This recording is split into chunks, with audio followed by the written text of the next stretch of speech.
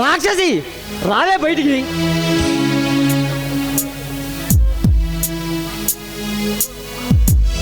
ఓ మామయ్య నువ్వా? చాలా గుర్తించానా? అయినా పిలుపులో మార్పు వచ్చింది. ముద్దుగా పిలిచే నీ బంగారం ఈరోజు నీకు రాక్షసి అయిపోయిందా? నేను ఇంతకాలం నిన్ను బంగారం అని అనుకున్నాను, కానీ ఈ ఆర్టిక చదివేంత వరకు గ్రహించలేకపోయాను నువ్వు ఒక కరుడు కట్టిన రాక్షసి అని. మంచిది, తెలుసుకున్నావు. అయితే ఏం చేస్తావు? నేనేమి చేయలేకపోవచ్చు, కానీ సాక్షిభూతి లేని భగవంతుడు పైనుండి అన్ని చూస్తున్నాడు. భగవంతుడా? ఎవరు? రాతి బండ. నా దృష్టిలో భగవంతుడు అనేవాడు లేడు. లేని వాడి గురించి నా దగ్గర మాట్లాడక మావయ్య. ఏంటిది? Article book. అది కూడా నీకు తెలియడం లేదా? అది సరే, దీనిలో వచ్చిన నీ జీవితం గురించి నువ్వు చెప్పిన విషయాల సంగతి ఏంటి? నిజాలు అని నువ్వు అనుకుంటే సరిపోతుందా?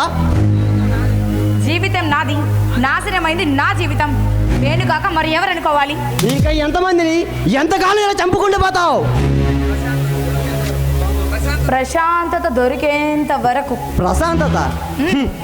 ఒకరు చావులో ప్రశాంతత వెతుకునేవారిని ఈ సమాజం ఏమంటుందో తెలుసా?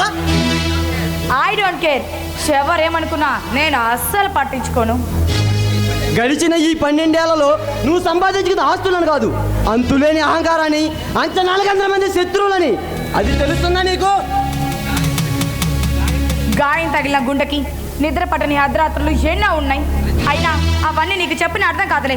ఇక బయలుదేరు. శబాష్! నన్నే బయటికి పోమనంత ఎదిగిపోయావు అన్నమాట.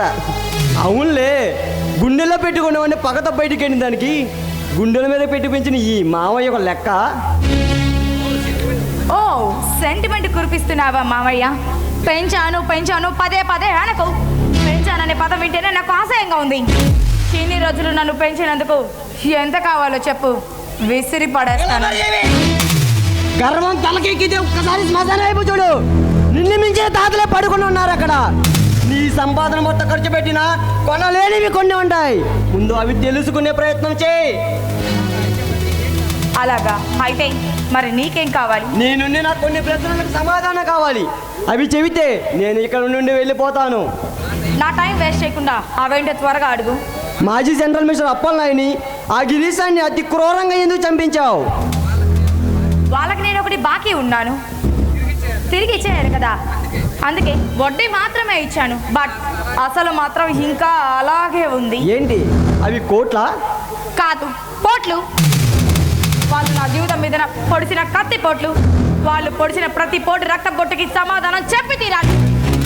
ఆ సమాధానం ఏమిటి అంటే వాళ్ళ చావు మాత్రమే. అసలు ఈ రక్తదానం ఏంటి? ఇంకా ఎంతమందిని నీ ప్రతీకారానికి బలి చేసుకుంటావు? అది చెప్పడం చాలా కష్టం. ఆ ఇద్దరు చావుతో నీ సగం పగ తీరితే అసలు పగ తీర్చుకోవడానికి ప్రపంచం మీద పడ్డావా?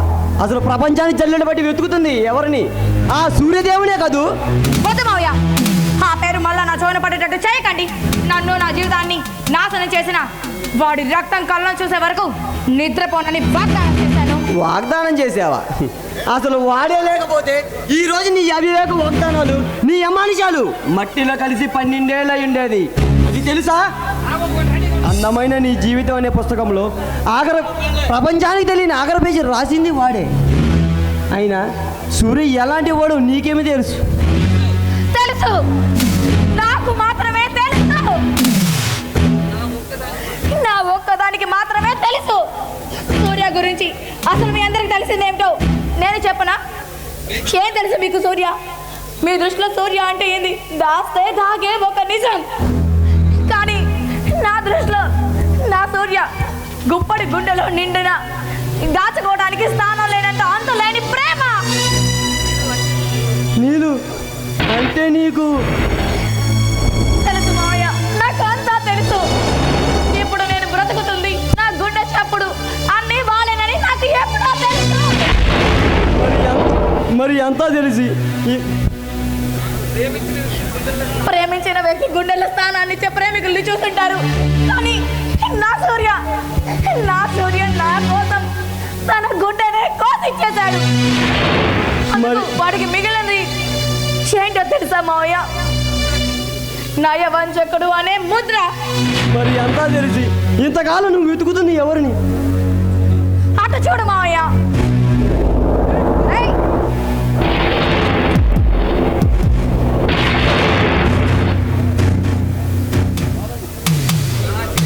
నా జీవితం ఇలా అవ్వడానికి కారణమే వీడు.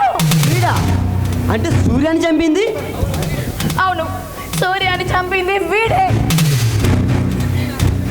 వీడు పొడిచింది నా సూర్యాన్ని కాదు, నా జీవితాన్ని పొడిచాడు. వీడి పొడిచినప్పుడు సూర్య శరీరం నుంచి వచ్చిన ప్రతి ఒక్క రక్తపు పట్టు నన్ను ప్రతీకారం తీర్చుకోమని పదే పదే నన్ను చిత్రవద చేశాయి.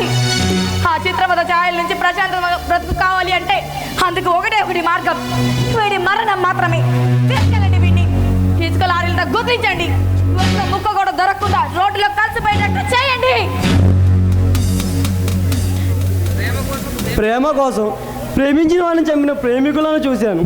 అదే ప్రేమ కోసం చరిత్రలో నిలిచిపోయే సమాధులు కట్టించిన ప్రేమికుడి గురించి విన్నాను. కానీ ప్రియురాలిని బతికించుకోవడానికి బలైన ప్రేమికుడిని, ఆ ప్రేమికుడి చావు కారణమైన మీద ప్రతీకారంలో కూడా ఆ ప్రేమికుడి మీద ప్రేమను కురిపిస్తున్న ప్రియురాలిని మొట్టమొదట చూస్తున్నాను తల్లి. ఇది చరిత్ర లిఖించని ప్రేమ కదా, ఇది చరిత్రకి తెలియని ప్రేమ కదా, ఇది ప్రపంచానికి తెలియకుండా అంతం కాకూడదు. అలా కానివ్వను. ఎన్ని చేసినా నేను చివరికి ఒంటరిదాన్నే కదా మావయ్య. పిచ్చి తల్లి, కొన్ని బంధాలు త్వరగా విడిపోతాయి. ఎందుకో తెలుసా? తక్కువ సమయంలో ఎక్కువ ప్రేమించడం వల్ల నీకు నష్టం జరిగిందని ఆ నష్టానికి కారణమైన మీద కక్ష సాధించాలనుకుంటే దానివల్ల నీ శక్తి సమయం రెండో వృధా అవుతాయి. పోయిన వాళ్ళ గురించి కూడా నువ్వు ఆలోచించవద్దు. ఎందుకంటే ఎంతో విలువైన నిన్ను వాళ్ళు ఎప్పుడో కోల్పోయారు కనుక. ఎంతమంది దూరమైనా, నువ్వు ఎంతమంది శత్రులు అంతు చూసినా నీవాడు నీకు కావాల్సిన మాత్రం ఎల్లప్పుడూ నీ హృదయంలోనే ఉన్నాడు. అది గమనించి ఇకనైనా శాంతించు తల్లి. మావయ్య, సూర్య నా జీవితంలోకి రాకముందు నేను అసలు ఎలా ఉండేదాన్నో నాకే గుర్తులేదు. కానీ వాడు వచ్చిన తర్వాత నా జీవితాన్ని నేను మర్చిపోలేకపోతున్నాను. వాడు నాకు దూరమై 12 సంవత్సరాలైనా మరి కొంతకాలానికి వాడి గొంతు కూడా మర్చిపోతానేమోనని నాకు భయంగా ఉంది మావయ్య.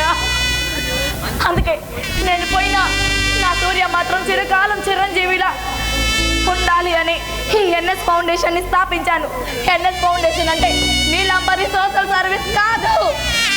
ఎన్ఎస్ ఫౌండేషన్ అంటే సూర్య, నా సూర్య, నాకు మాత్రమే సొంతమైన Surya foundation. Surya, I love you Surya, I love you.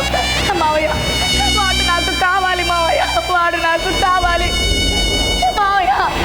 ఇంకొద్ది కాలానికి వాడు నా నుంచి దూరం అయిపోతాడేమోనని నాకు భయంగా ఉంది. వాడు నాకు కావాలి మావయ్య.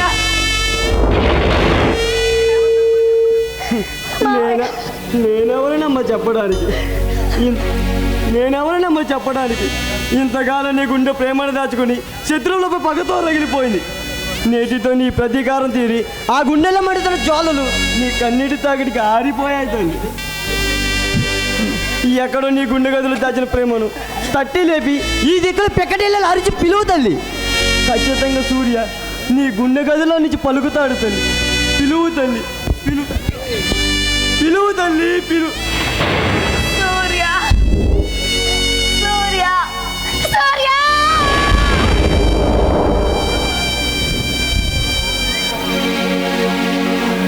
సూర్య,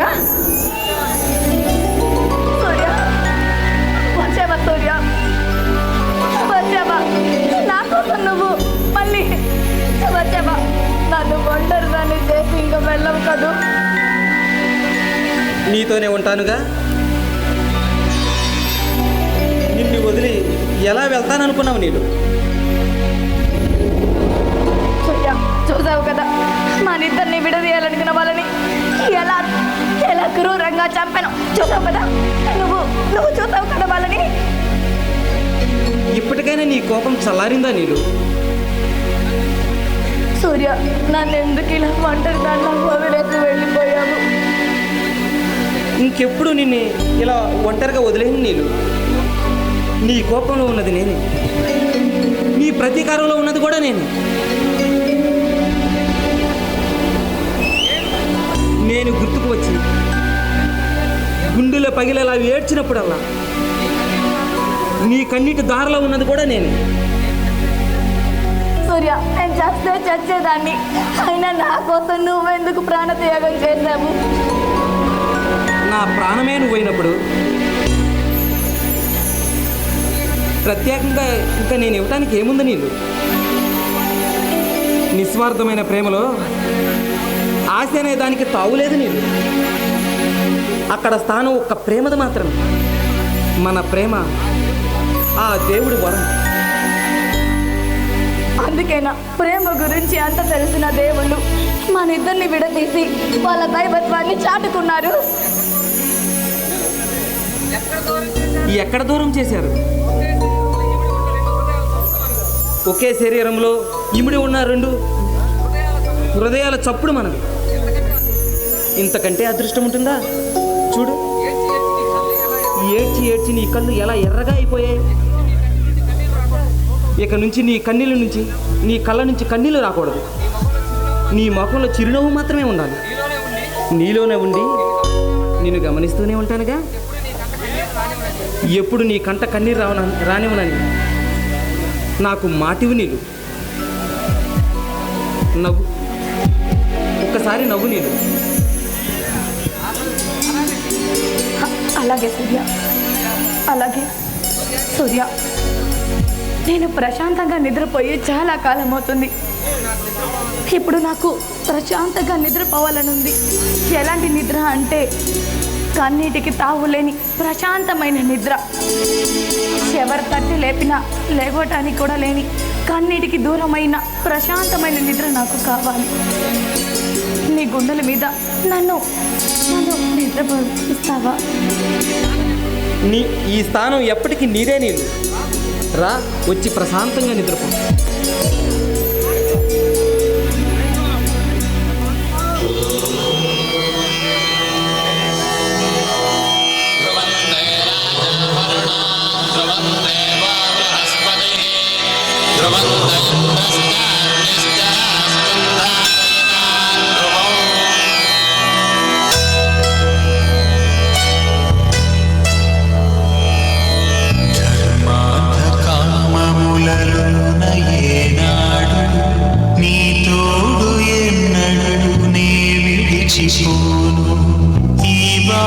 చేసి కనిండు నూరేళ్ళు నీ నీడనై నిలిచి కాపాడుతాను, నీ నీడనై నిలిచి కాపాడుతా.